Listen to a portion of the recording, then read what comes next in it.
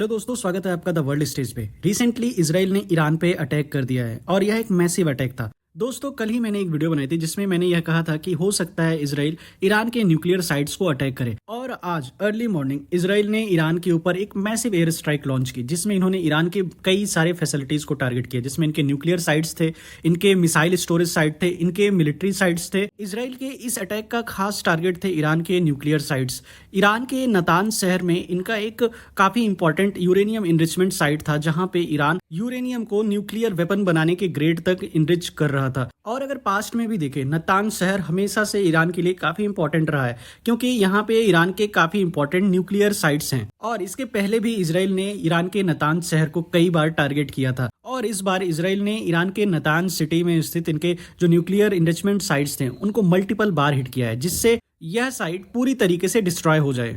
और इन फुटेजेस में आप देख सकते हैं कि ईरान की जो मिसाइल साइट्स हैं, जहां पे ये अपने मिसाइल्स को स्टोर करके रखते थे, वह किस तरीके से जल रही हैं। और यहाँ पे कई मल्टीपल बार ब्लास्ट हो रहा है। यह इसलिए हो रहा है कि इसराइल ने जो एयर स्ट्राइक की थी उसके पहले भी इसराइल के जो खुफिया एजेंसी के जो लोग थे, मोसाद के जो लोग थे, वो वहां पे पहले से ही तैयार थे। और ज्यों ही इसराइल ने एयर स्ट्राइक लॉन्च की, उसी के साथ इन्होंने भी ईरान के जो मिसाइल स्टोरेज साइट्स थे उनको टारगेट किया। ओवरऑल बात करें तो यहाँ पे ईरान कई दिन से यह कह रहा था कि अगर इसराइल ने ईरान के न्यूक्लियर साइट्स को टारगेट करने की कोशिश की तो ईरान अपने न्यूक्लियर वेपन प्रोग्राम को और ज्यादा तेजी से बढ़ाएगा। और ईरान के पास भी इसराइल के न्यूक्लियर साइट्स की जानकारी है, और आने वाले समय में अगर ऐसा होता है तो ईरान इसराइल के न्यूक्लियर साइट्स को डिस्ट्रॉय कर देगा।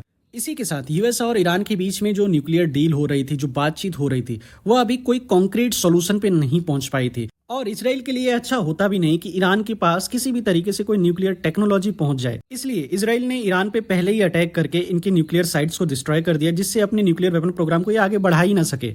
और अगर इसराइल के ऑपरेशन राइजिंग लाइन की बात की जाए तो इसमें इन्होंने सबसे पहले ईरान के रेवोल्यूशनरी गार्ड कोर के जो चीफ हैं हुसैन सलामी, उसको मार दिया। और ऐसे भी अनुमान लगाए जा रहे हैं कि ईरान के जो आर्मी चीफ हैं उनको भी मार दिया जा चुका है। अगर इसराइल के इस अटैक की बात की जाए और यूएस की बात की जाए इस कॉन्टेक्स्ट में, तो यूएस ने यह क्लियर कर दिया है कि इस अटैक में यूएस का कोई हाथ नहीं था। यूएस को इसके बारे में कुछ भी पता नहीं था। इसराइल ने यह जो भी अटैक किया है, जो भी ऑपरेशन लॉन्च किया है, वह यूनिलैटरल किया है और यूएस का इससे कोई लेना देना नहीं है। यूएस यह इसलिए कह रहा है, इससे इस पूरे रीजन में एक मेजर वॉर छिड़ सकती है, क्योंकि ईरान को पहले से पता था कि इसराइल इनके न्यूक्लियर साइट्स को टारगेट करेगा। और पॉसिबल है कि ईरान इन सारी चीजों के लिए पहले से ही तैयार था।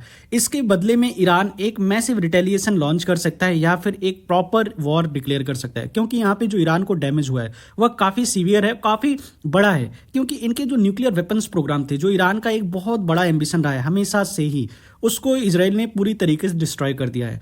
अब देखने वाली बात है कि इसका बदला लेने के लिए ईरान आने वाले समय में क्या ऑफेंसिव लॉन्च करता है। और अगर ईरान कोई ऑफेंसिव लॉन्च करता है तो उसमें हाई चांसेस यह भी थे कि ईरान यूएस के भी जो मिलिट्री बेसेस हैं मिडिल ईस्ट में, उनको भी टारगेट करता है। इसलिए यूएस यह कह रहा है कि इसमें हमारा कोई हाथ नहीं है, जिससे इनकी किसी भी तरीके कोई मिलिट्री बेस पे अटैक ना हो। और अगर यूएस की बात की जाए तो इसके पहले जब भारत और पाकिस्तान के बीच में जो कॉन्फ्लिक्ट हुआ था ऑपरेशन सिंदूर, उसके दौरान जब भारत ने पाकिस्तान के एक एक एयर बेसेस को टारगेट करना स्टार्ट कर दिया था, इनके रनवेज को डिस्ट्रॉय करना स्टार्ट कर दिया था, उस समय यूएस किस तरीके से रैटल्ड हो गया था और पाकिस्तान को डिफेंड करने के लिए सीज फायर के गेम पे उतर आया था।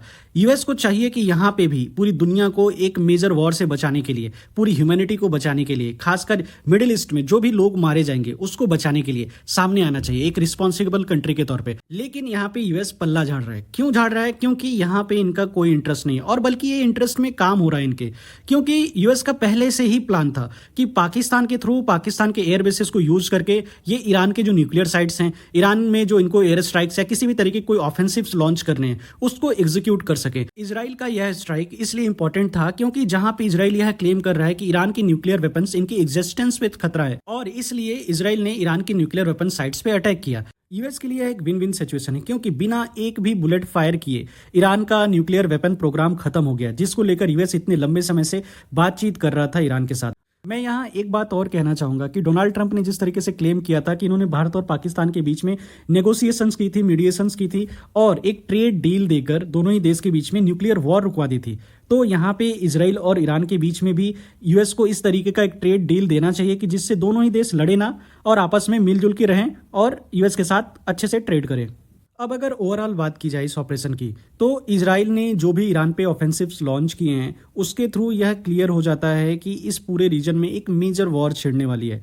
ईरान इसका रिटेलिएशन जरूर करेगा, हालांकि उसका मैग्नीट्यूड क्या होगा, क्या ईरान डायरेक्टली इजराइल को अटैक करेगा या फिर ईरान इनके जो प्रॉक्सीज हैं उनके थ्रू इजराइल पे किसी तरीके का कोई अटैक लॉन्च करवाता है। हालांकि यहाँ पे एक बात मैं कहूंगा कि अगर इजराइल और ईरान डायरेक्ट किसी कॉन्फ्लिक्ट में उलझते हैं तो चांसेस हैं कि इजराइल ईरान को हरा देगा, लेकिन उसके बाद इजराइल एक काफी वनरेबल कंडीशन में होगा जहां पे इजराइल को यूएस की काफी ज्यादा मदद की जरूरत होगी। और इजराइल ने अभी से ही इंफॉर्मेशन वॉर स्टार्ट कर दिया, जहां पे ये पूरी दुनिया से ये पूछ रहे हैं कि आप इस कॉन्फ्लिक्ट में किस साइड हो, हिस्ट्री के किस साइड खड़े हो। तो दोस्तों अभी तक के वीडियो में इतना ही। आने वाले समय में अगर कोई मेजर अपडेट आती है तो मैं आपको अपडेट करता रहूंगा। तब तक के लिए जय हिंद, वंदे मातरम।